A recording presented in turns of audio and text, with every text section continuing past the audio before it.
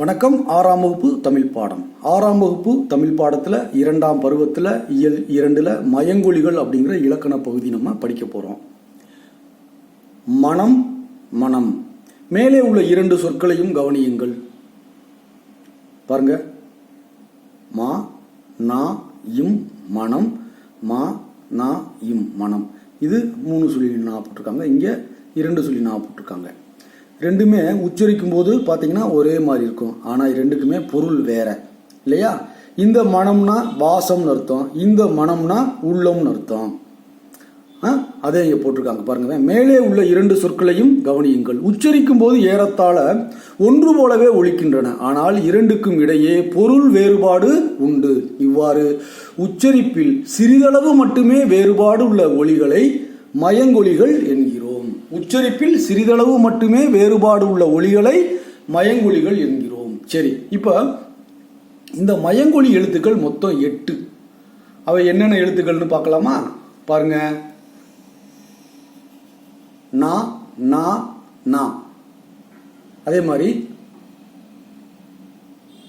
லா ரா லா, ரா ரா ஆகிய 8ம் மயங்கொலி எழுத்துக்கள் ஆகும். மயங்கொலி எழுத்துக்கள் மொத்தம் எத்தனை? 8. அது என்னென்னது? நா நா நா, லா லா ரா, அதே மாதிரி ரா ரா ஆகிய 8ம் மயங்கொலி எழுத்துக்கள் ஆகும். இதுல இந்த நா நா நா இருக்கு இல்லையா, அதை எப்படி உச்சரிக்கிறது அப்படிங்கிறத சொல்லியிருக்காங்க. பார்க்கலாமா?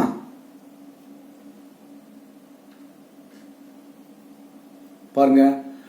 நா, நாவின் நுனி மேல்வாய் அன்னத்தின் நடுப்பகுதியை தொடுவதால் நகரம் பிறக்கிறது. அதாவது நாவின் நுனினா நாக்கோட நுனி இருக்கு இல்லையா, அந்த நாக்கினுடைய நுனி வந்துட்டு வாயினுடைய மேல் பகுதியத்தை நம்ம அன்னம்னு சொல்லுவோம். அந்த மேல் பகுதியை அன்னத்தினுடைய நடுப்பகுதியை தொட்டு சொல்லணும். நகரம் நகரம் சொல்லுங்க. நா நா அப்படி மேல் பகுதியை தொட்டு சொல்லணும். இந்த நா இருக்கு இல்லையா, இது வந்துட்டு அந்த மேல்வாய் அன்னத்தினுடைய முன்பகுதியை தொடணும். நா நா, இது வந்துட்டு நா, இது வந்து நா. இது பாருங்க, இது வந்துட்டு மேல்வாய் பல்லினுடைய அடிப்பகுதியை தொடணும். நா, மேல்வாய் பல்லினுடைய அடிப்பகுதி நா. புரியுதா? இது பாருங்க. நா நா நா. இது நீங்க சொல்லி பழகுனீங்கன்னா வந்துடும். அடுத்து பாருங்க. இட்டு இன்னு, இத்து இந்து, இற்று இன்னு ஆகியவை இணை எழுத்துக்கள் இல்லையா? கசட தவற வல்லினம், அதே மாதிரி ஞஞன நமன மெல்லினம். இது எல்லாமே என்னது? இந்த கசட தவறவுக்கு இந்த மெல்லினம் வந்து இணை எழுத்துக்களாக வரும் இல்லையா? அதாவது இப்ப பாருங்க, இக்கு இங்கு, இச்சு இஞ்சு, இட்டு இட்டு இன்னு இருக்கு இல்லையா, இட்டு இன்னு. அடுத்தது இத்து இந்து, அடுத்தது இற்று இன்னு. அந்த மெய்யெழுத்துக்கள் பார்த்தீங்கன்னா இதெல்லாமே அடுத்தடுத்து வரும். இட்டுக்கு அப்புறம் இன்னு வரும், இத்துக்கு அப்புறம் இந்து வரும், இற்றுக்கு அப்புறம் இன்னு வரும். அப்போ இந்த டகரத்தை அடுத்து வரும் நகரம் தன்னகரம் என்றும், இந்த டகரம் இருக்கு இல்லையா, டகரத்தை அடுத்து வரும் நகரம் தன்னகரம். அதே மாதிரி தகரத்தை அடுத்து வரும் நகரம் தன்னகரம். அதே ரகரத்தை அடுத்து வரும் நகரம் ரன்னகரம் என்றும் அழைக்கப்படுகிறது. புரியுதுங்களா?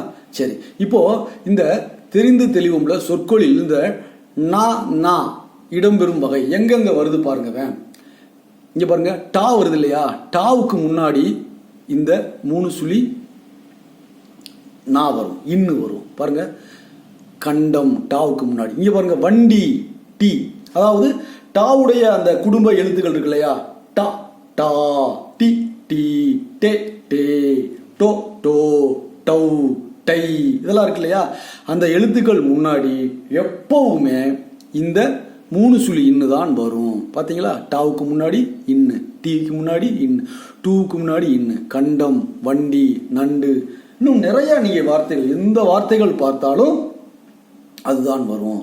அதே மாதிரி பாருங்க, இந்த ரா என்னும் எழுத்துக்கு முன் இந்த இன்னு தான் வரும். பாருங்க, மன்றம், இந்த ரா, இந்த இன்னு. அதே நன்றி, அதே மாதிரி தான் ராவுனுடைய அந்த குடும்ப எழுத்துக்கள் ரா ரா இல்லையா, ரி ரி, ரே ரே, ரோ ரோ, ரை ரவ், இங்க எல்லாமே இந்த இன்னு தான் வரும். மன்றம், நன்றி, கன்று. புரியுதுங்களா? இந்த நகரம் வர வேண்டிய இடத்தில் நகரம் எழுதப்படுமானால் பொருள் மாறுபடும். எப்படின்னு பாருங்க. வானம், இது வந்து வானம் அப்படின்னா வெடி, பட்டாசு. 3 சுழி நான், இந்த நான் வானம் போட்டீங்கன்னா ஆகாயம். அதே மாதிரி பனி போட்டீங்கன்னா வேலை, பனி போட்டீங்கன்னா குளிர்ச்சி. புரியுதா? அதாவது நான் தீபாவளிக்கு வானம் வெடித்தேன் தான் போடணும், இதே போடணும். வானம் வெடித்தேன்னா ஆகாயத்தை நீங்க வெடிச்சதா ஆயிரும் இல்லையா? அந்த மாதிரி நீங்க எழுத்துக்களை நகரம் வர வேண்டிய இடத்துல இந்த நகரம் வந்ததுன்னா பொருள் மாறுபட்டுரும். அடுத்து பாருங்க, அதே மாதிரி லா லா லா. இங்க பாருங்க, அதாவது நாவினுடைய இரு பக்கங்கள் தடித்து மேல் பற்களினுடைய அடியை தொடுவதால் லகரம் தோன்றும். பாத்தீங்கன்னா அந்த நா மேல் பற்களினுடைய அடியை தொடணும்.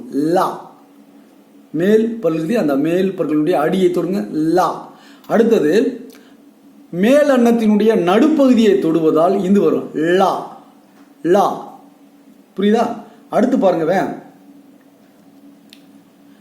நாவினுடைய நுனி மேல் நோக்கி வளைந்து வருடுவதால் லா, அது லா லா. இது வந்துட்டு லா, இது வந்து லா, இது வந்து லா. புரியுதுங்களா? அப்போ லகரமும் லகரமும் ஒரே இடத்தில் ஒலிக்கப்படும். இந்த ழா வந்து ழா தமிழுக்கே சிறப்பானது. எனவே இதனை சிறப்பு லகரம் என்று அழைக்கிறோம். புரியுதுங்களா? இந்த லா எப்படி சொல்லணும் பாருங்க. நாக்கு மேல் பற்களின் அடியை தொடுவதால் லா லா. அடுத்தது அந்த அன்னத்தினுடைய நடுப்பகுதி ழா. அடுத்தது நாவினுடைய நுனி மேல் நோக்கி வளைந்து வருடுவதால் ழாகா ழா அப்படி சொல்லணும். புரியுதுங்களா? சரி, இப்போ பொருள் வேறுபாடு உணர்க. பாருங்க, விலை, ஆங்கிலத்தில் பிரைஸ் சொல்லுவாங்க இல்லையா? பிரைஸ் விலை, பொருளின் மதிப்பு இல்லையா? அந்த பொம்மையினுடைய விலை என்ன? அதே மாதிரி இது பாருங்க, விலை லை மாறுது, உண்டாக்குதல், விளைவித்தல். சரி, இது பாருங்க விழை அப்படின்னா விரும்பு. அதே மாதிரி இலை அப்படின்னா செடியினுடைய இலை, லீஃப். அதே மாதிரி இலை அப்படின்னா மெலிந்து போதல், என்னப்பா இழைச்சு போயிட்ட அப்படிம்பாங்க இல்லையா? அதான் இழை. அடுத்து இழை அப்படின்னா நூல் இலை, நூல் இலை. புரியுதுங்களா? சரி, இப்போ ரா ரா அதை எப்படி சொல்றது அப்படிங்கிறத பார்க்கலாம். பாருங்க, இந்த நாவினுடைய நுனி மேலெண்ணத்தில் முதல் பகுதியை தொட்டு வருவதால் ரகரம் தோன்றுகிறது இல்லையா? பாருங்க, ரா ரா அதாவது மேல் அன்னத்தில் முதல் பகுதி ரா அப்படி சொல்லணும். இது பாருங்க மையப்பகுதியை உரசணும். இந்த ரா ரா ரா அப்படி சொல்லணும். அப்ப இது வந்துட்டு ரா அப்படி சொல்லணும். இது வந்துட்டு இங்க பாருங்க, இந்த ரா வந்துட்டு இடையின எழுத்து இல்லையா? எரள வளல இல்லையா? அந்த எரள அந்த ரா இது. அதனால இதை வந்து இடையின ரகரம் அப்படிங்கிறோம். இந்த ரா வந்து என்னது? இடையின ரகரம். இது பாருங்க கசட தபர வல்லின ரகரம். கசட தபரனே வல்லின எழுத்துக்கள், அதுல இந்த ரா வர்றதுனால இது வந்து வல்லின ரகரம். இது வந்துட்டு இடையின ரகரம். புரியுதுங்களா? அப்போ இந்த ரா வந்து எப்படி சொல்லணும்? நாவினுடைய நுனி மேலெண்ணத்தினுடைய முதல் பகுதியை தொட்டு சொல்லணும், ரா. இது வந்துட்டு மைய பகுதியை உரசி சொல்லணும், ரா ரா. புரியுதுங்களா? அதே மாதிரி தான் பொருள் வேறுபாடு உணர்க. பாருங்க, ஏரி ஏரி அப்படின்னா குளம், ஏரி அப்படின்னா மேலே ஏறுதல் இல்லையா? மேலே ஏறி. கூரை வீட்டின் கூரை, கூரை அப்படின்னா புடவை, கூரை அப்படின்னா புடவைன்னு வந்துடும். அப்போ எழுத்துக்கள் வந்து மாறும் பொழுது அதனுடைய பொருளும் மாறிடுது. அப்போ நாம எந்த வார்த்தை எழுதுறோம், அதற்கு என்ன எழுத்து வரணும் அப்படிங்கிறத நம்ம புரிஞ்சு எழுதணும்னா நம்மளுக்கு வார்த்தை பிழை இல்லாம நம்ம எழுதலாம். புரியுதுங்களா? சரி, இப்போ நாம அடுத்த பாடத்தை அடுத்த வீடியோவில் பார்க்கலாம். நம்ம தமிழ் பள்ளி சேனலில் வர்ற வீடியோஸை நீங்கள் பார்க்கணும்னா நம்ம தமிழ் பள்ளி சேனலை சப்ஸ்கிரைப் பண்ணுங்க, மறக்காம பெல் பட்டனை கிளிக் பண்ணுங்க. நன்றி, வணக்கம்.